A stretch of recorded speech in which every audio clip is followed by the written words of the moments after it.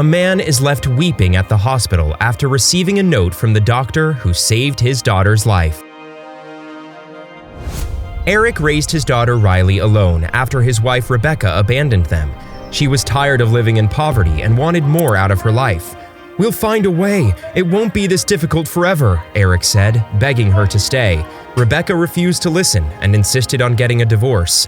"We're never going to escape poverty if all you have is a small street food business. I'm sick of it," she told him before leaving the house with her bags packed. That day, Eric wept as he cradled Riley, who was only 3 years old at the time. "Don't worry, sweetheart. Daddy is here. I will never leave you, and I will always be here for you. It's going to be you and me forever," he vowed. Surely enough, Riley was always by Eric's side while he managed his street food cart. She would assist customers and take orders, something she initially found fun and exciting. However, as she grew older, she started to have more questions for her dad. "Daddy, where's Mom?" she'd ask. "Mom is on a business trip. She's working hard so you can have a bright future," Eric would lie. While Riley used to be content with that answer, there came a time when she no longer believed it, particularly when she turned 7. "If Mom's working so hard, why are we still living in such bad conditions? We barely have anything to eat except for the leftover street food we don't sell, and we live in such a small apartment," she questioned. It was then that Eric finally told her the truth, that Rebecca left them because she felt they would never become rich. A part of Riley wanted to agree with her mom, but she knew that her dad was trying his best, so she remained quiet. "Well, if she doesn't want to be part of our life, that's fine, Dad. We have each other. We don't need her," Riley replied coldly. Although Riley said that, learning the truth about her mom changed her. She was always so harsh towards the world, as if she expected no good to come from it. One day, Eric noticed a young teenage boy who was arrested in front of a pharmacy. He decided to approach the scene, and he found out that the boy had stolen medicine for his sick mother. "I'm sorry," the boy cried out to the police. "If I don't bring home medicine, my mom will die. Please don't let her die. I won't be able to handle it," he sobbed. Upon hearing this, Eric didn't hesitate to pay for the medicine. "Please don't arrest him. He only meant to save his mom. I'll pay for the medicine on his behalf," he said to the cops. "Please just let him go," he said, handing the pharmacist a couple of bills from his pocket. The boy looked at Eric with grateful eyes.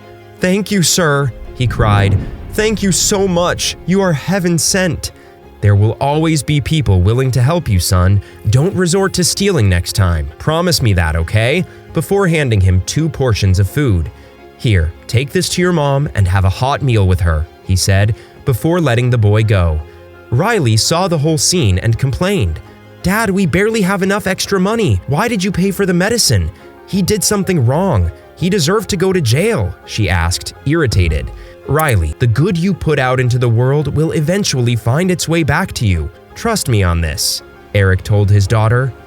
20 years passed, and Riley gave up on what her dad said. "The world will never be kind to those who have nothing," she would tell herself. Despite this, Eric still tried to instill kindness in his daughter.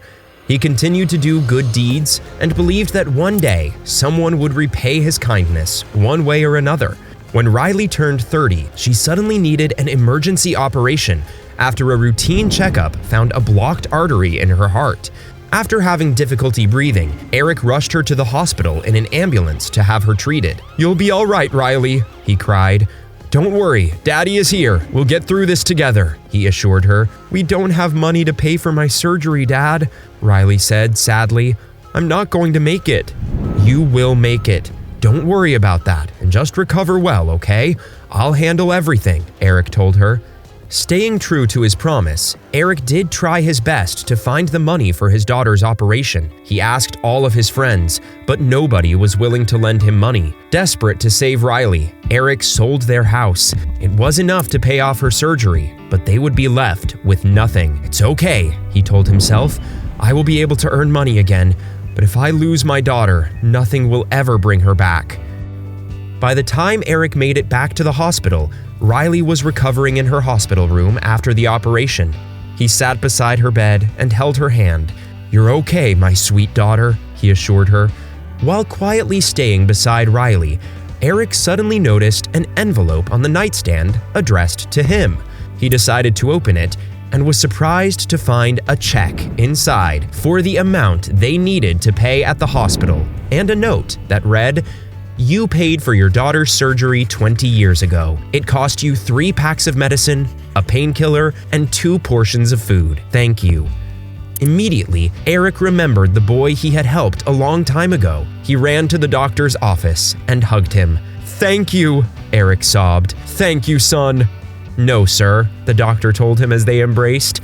"Thank you. That day, you didn't only save me from prison, but you also saved my mother's life. Since that day, I promised myself that I would work hard to help my mom, and to help others too.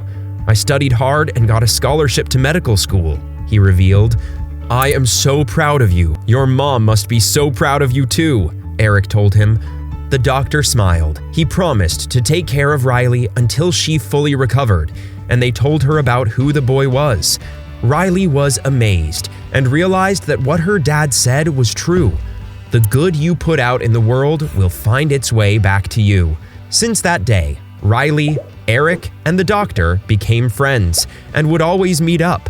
Riley no longer saw the world as a cruel place, and she started imitating her father by doing good deeds whenever she could.